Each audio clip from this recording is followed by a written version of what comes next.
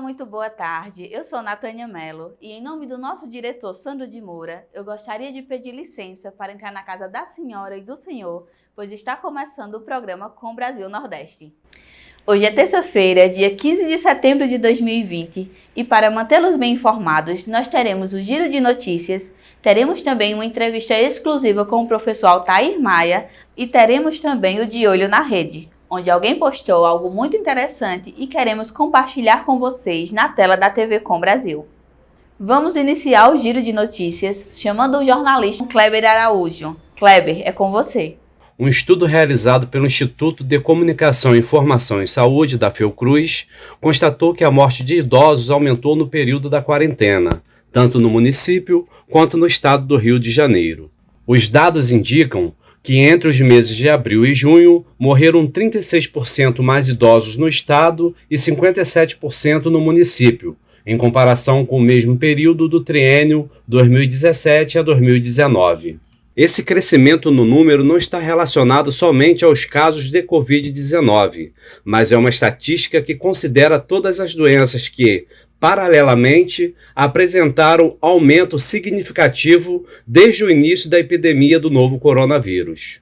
Um dos fatores preocupantes encontrados nesses dados foi o número de mortes de idosos em domicílio, que cresceu 78% no município e 54% no estado.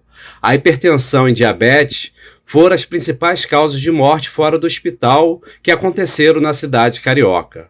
Junto com o resultado da pesquisa, uma nota técnica destaca que tanto a hipertensão quanto as diabetes são causas consideráveis evitáveis de mortalidade e internação, chamando atenção para possíveis falhas no serviço de atenção primária, devido ao aumento das demandas hospitalares em decorrência da epidemia.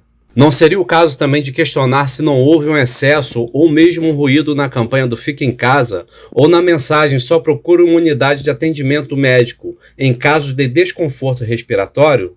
Talvez tenha faltado uma estratégia político-administrativa para manter essas pessoas verdadeiramente seguras em seus domicílios. Kleber Araújo para o programa Brasil Nordeste. Vamos a um breve intervalo comercial e voltamos já já.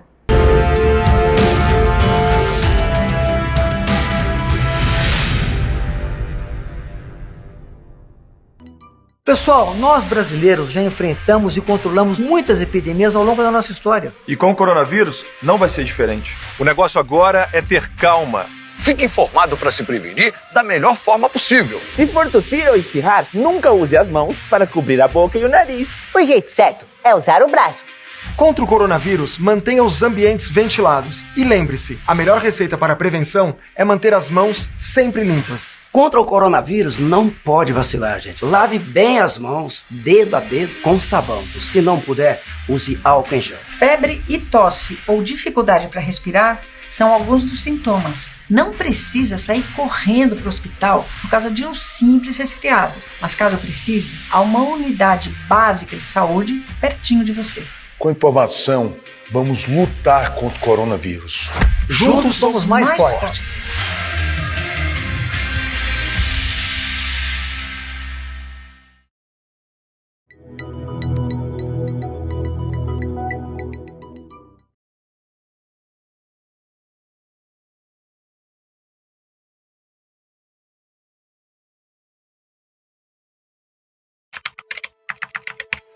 Para ajudar os brasileiros que vão precisar entrar ou se recolocar no mercado de trabalho, o governo federal, por meio do programa Novos Caminhos, do Ministério da Educação, investiu em milhares de vagas de cursos à distância em instituições públicas parceiras. Os cursos serão oferecidos de acordo com a necessidade do mercado de trabalho de cada região. Mais oportunidade, mais emprego, mais conhecimento. Todos os cursos serão gratuitos, de qualificação profissional e com certificado, para você já começar a se preparar agora.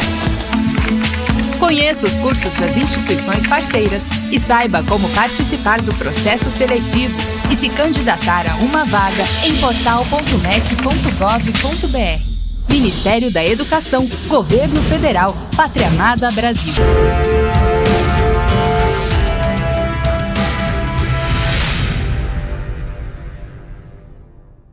Eu gostaria muito de agradecer o seu carinho e a sua audiência e pedir que, se possível, nos passe um WhatsApp nos dizendo de onde vocês estão nos assistindo.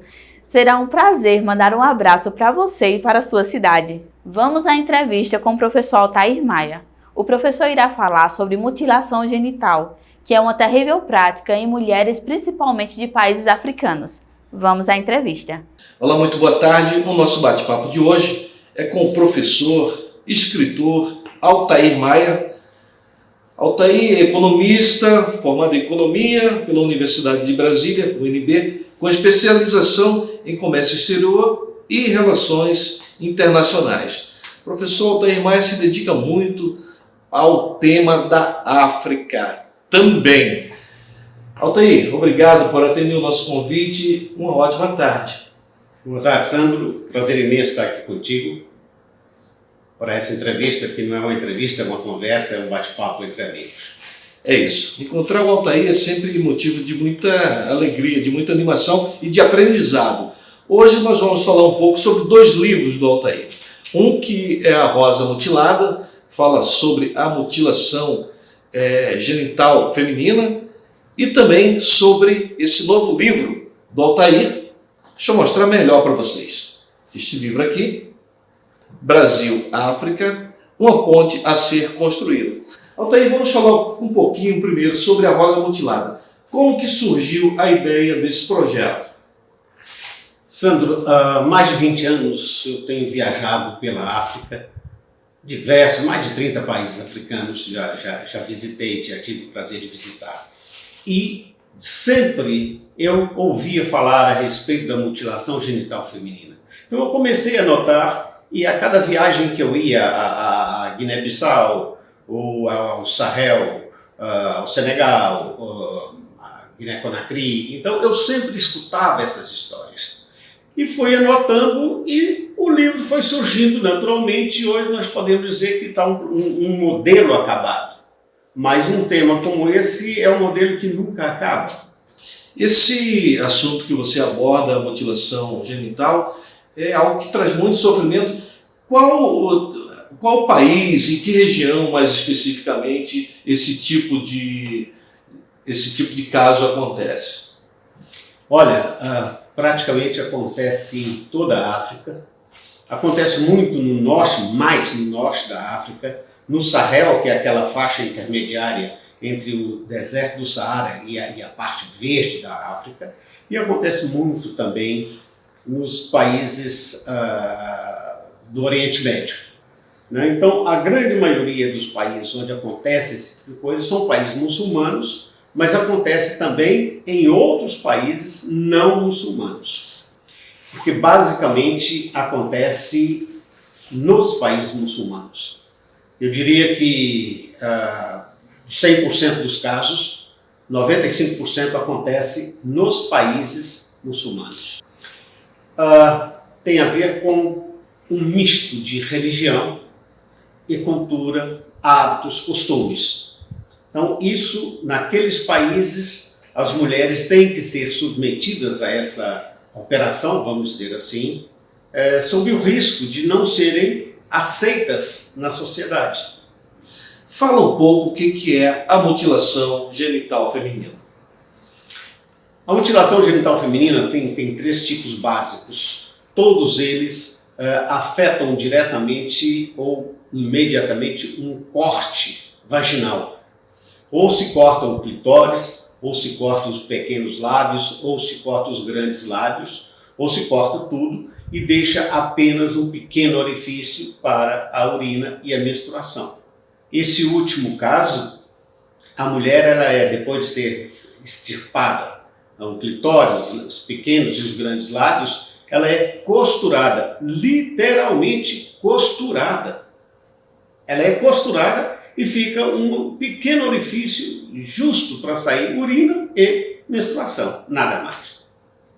Ou seja, uma coisa cruel, que traz muito sofrimento à mulher, isso em pleno século XX, né? E a gente tem que ainda assistir a esse tipo de coisa. Então, é o livro A Rosa Mutilada, do professor Altair Maia, que fala sobre esse assunto, traz muita informação. Como é que faz, então, Você quer falar mais um pouco sobre esse assunto, Altair? Só uma pequena observação.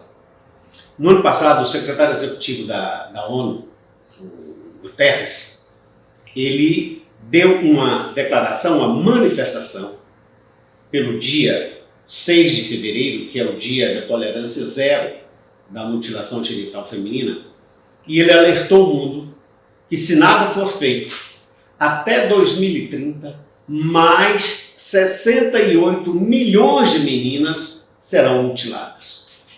É um número de arrepiar. O livro A Rosa Mutilada, do professor Altair Maia, ele já vai dizer aqui. Gente, coloca o telefone do professor Altair aí, por favor. Quem quiser adquirir o livro, o e-mail também, fala sobre esse assunto que traz muito sofrimento à mulher em várias partes do mundo. Eu acho que vale muito a pena você procurar se informar a respeito desse assunto. Vou falar agora um pouco com o Altair. O Altair é um especialista em África, está lançando esse livro, Uma Ponte a Ser Construída, Brasil-África. Altair, a gente já conversou outras vezes, né, e você sempre fala da relação do povo africano com o povo brasileiro. Você fala, inclusive, dessa relação de sangue, né? Fala um pouco sobre isso. Olha, são 500 anos de história, né? Nesses 500 anos de história, tudo que se fazia de um lado do Atlântico tinha repercussão do outro lado. Então, o Brasil e a costa oeste da África surgiram e se desenvolveram irmãmente sob o mesmo domínio do Império Português. Então nós temos aí que somos almas gêmeas separadas por um rio chamado Atlântico, porque esse rio chamado Atlântico era um rio português. Tinha português do lado de cá e tinha portugueses do lado de lá. Eram mais ou menos 7.000 quilômetros de portugueses lado a lado do Atlântico. Então o Atlântico Sul, poderíamos dizer que era um rio português. Na sua visão, qual o primeiro passo na construção dessa ponte? É o conhecimento. Por incrível que pareça, Brasil e África hoje se desconhecem. O Brasil desconhece, o Brasil não conhece a África e a África desconhece o Brasil. Se bem que haja do lado, mais do lado africano do que do lado brasileiro. Muita vontade para que aconteça um maior relacionamento econômico, cultural, social entre os dois lados do Atlântico Sul. Qual a diferença que você vê dos governos anteriores em relação ao governo do presidente Jair Bolsonaro, que é um governo novo ainda, 2 anos, mas eu acho que já dá para você saber, havia algum nível de comunicação, inclusive de obras duvidosas, mas haviam, e como é que está isso hoje? Existe algum tipo de conexão? Você tem acompanhado ou precisa melhorar essa relação? Precisa melhorar. Precisa melhorar e precisa melhorar muito. Quer dizer, hoje nós temos pouco relacionamento com a África e no passado, nos governos passados, nós tínhamos um maior movimento, mas era um movimento de grandes empresas, somente de grandes empresas, e envolvendo esses esquemas todos que você conhece de corrupção, de dinheiro que vai e não volta, de dinheiro que deveria voltar e não volta. Inclusive hoje eu estava lendo que o ex-governador, o ex-presidente de Angola, o José Eduardo Santos, será ouvido pela Polícia Federal do Brasil porque ele está envolvido nessas maracutaias todas, envolvendo a Odebrecht. Quer dizer, então isso aí, a Odebrecht era quase que um elo entre o governo brasileiro e o governo angolano. Milhões de dólares foram embora nessa enxurrada. Na verdade, a Odebrecht funcionava quase que como um embaixador, né, do Brasil. A Odebrecht funcionava como o nosso Departamento de Relações Exteriores, né?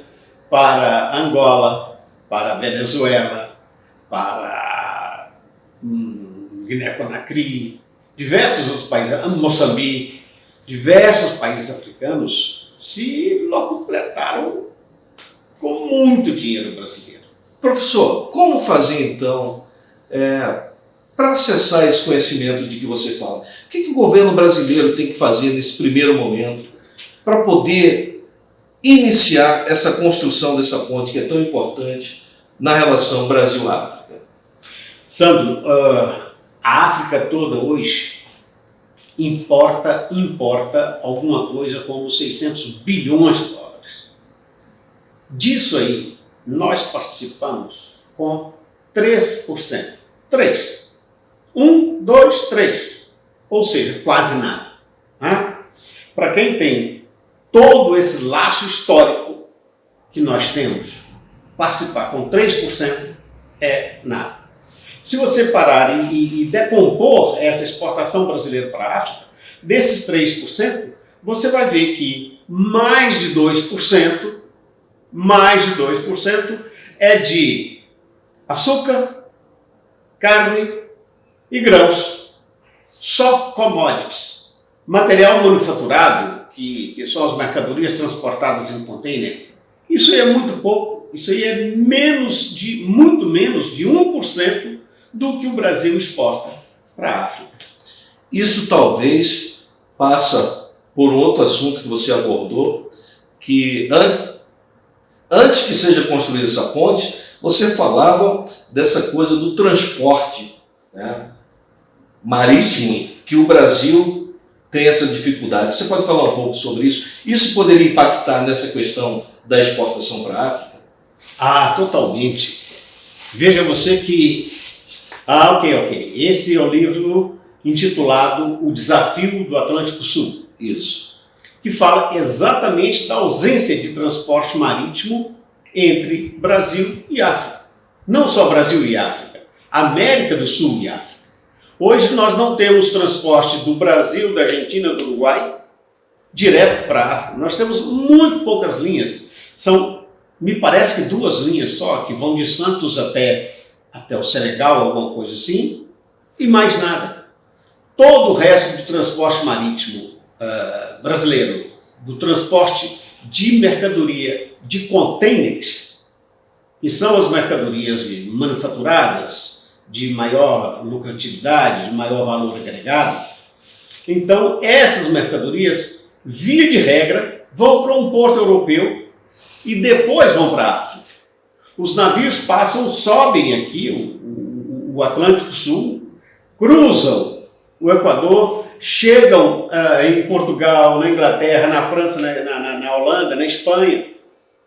Lá descarregam a mercadoria brasileira e essa mercadoria ela é transbordada para um outro navio que vai para a África.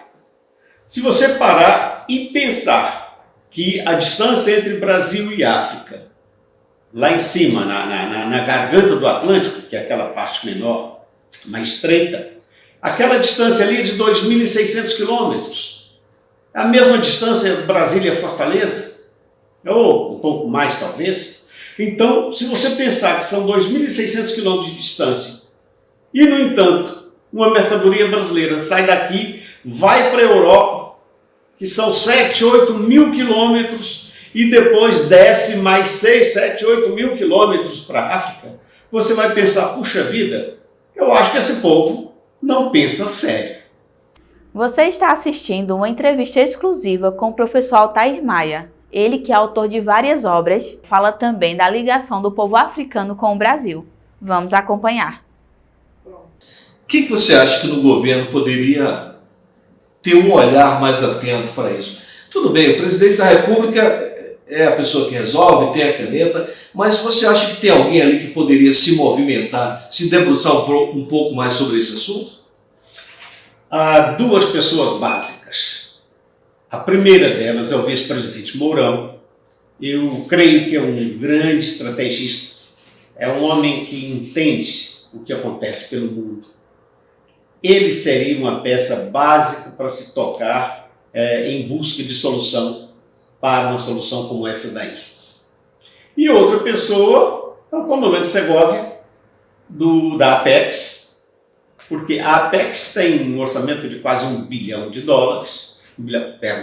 bilhão, e pouca coisa é feita olhando ou tendo a África como foco da Apex. Então eu acho que o presidente Mourão poderia, o vice-presidente Mourão poderia perfeitamente abrir uma pauta de negociações com a África e chamar a Apex para abrir os caminhos de negociação entre empresas brasileiras e empresas africanas.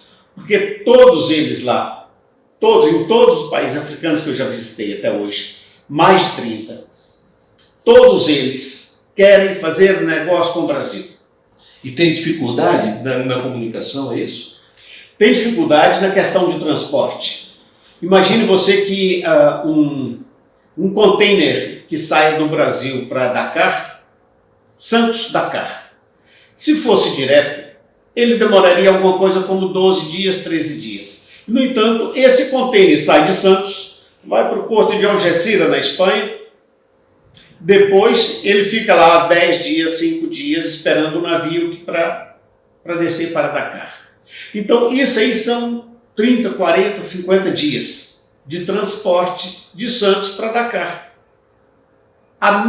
O mesmo container que saísse da China para Dakar, que está a aproximadamente 17 mil quilômetros, demora 30 dias.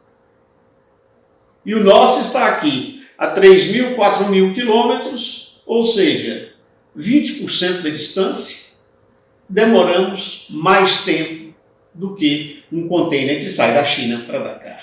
Essa conta não fecha, né? Professor, você falou uma certa vez comigo a respeito do quanto que a região Nordeste poderia ser beneficiada se esse trajeto marítimo aí fosse resolvido pelo governo brasileiro, né? Fala um pouquinho sobre isso. Sandro, tivemos uma boa notícia esses dias. A navegação de cabotagem no Brasil vai ser incrementada.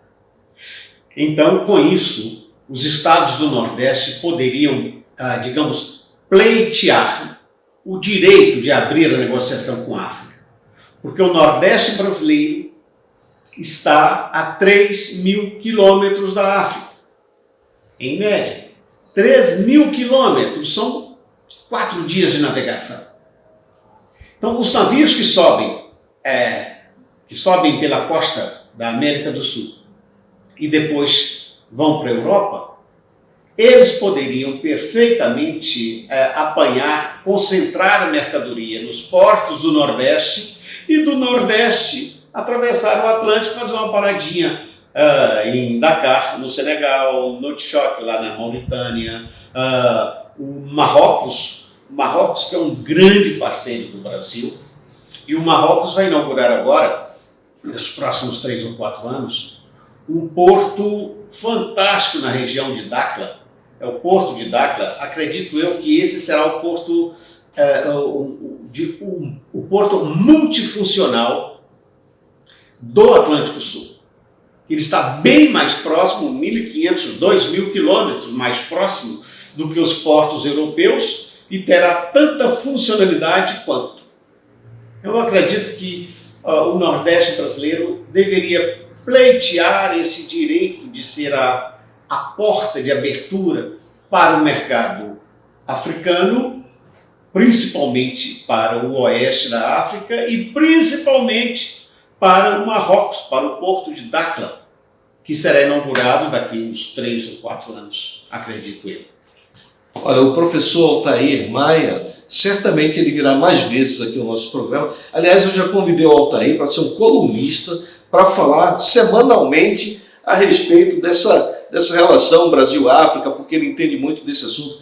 Altair, para finalizar, eu queria que você dissesse, se você tivesse que fazer um pedido para o presidente da República nessa construção dessa ponte Brasil-África, que tipo de pedido você faria? Eu diria, senhor presidente, antes de chegar à Europa, a África está no caminho. Se você sair daqui reto de navio, reto em sentido de direção reta para a Europa, você vai encalhar na África. Daqui para a Europa você tem que desviar da África. Então, por que não parar na África? Essa é a pergunta. Por que não parar na África? Está logo ali. Conversei aqui com o professor Altair Maia, escritor, deve ter pelo menos uns 20 livros. Fala um pouco desse livro aqui, só uma pequena introdução para a gente encerrar. Bom, o mundo está passando por uma pandemia que vai modificar completamente as relações econômicas e sociais. Estão falando que perdemos o normal e que teremos um novo normal.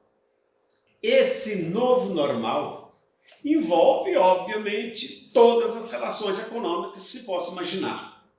E dentro disso eu estou propondo, com esse livro, A New Deal for South Atlantic, um novo acordo, um novo negócio para o Atlântico Sul. Esse novo negócio para o Atlântico Sul é exatamente um novo modelo econômico para gerir as nossas relações da América do Sul com a costa oeste da África. Esse é o livro dessa proposta do novo acordo do Atlântico Sul. Bem, é só você se comprometer aqui com os nossos telespectadores de que você vai voltar aqui para falar sobre esse assunto. Aí você aproveita e já se despede deles. Completamente. Certamente que eu voltarei aqui, é um prazer imenso estar contigo e muito mais prazeroso ainda é falar das relações internacionais.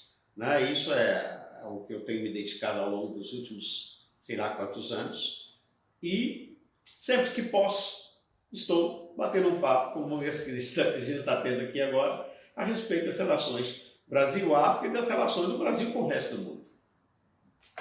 É isso. Professor Altair Maia, muito obrigado. Obrigado a você pelo carinho da sua audiência e até a próxima. Vamos agora ao De Olho na Rede, onde alguém postou algo muito interessante nas redes sociais e queremos compartilhar com vocês. Vamos acompanhar.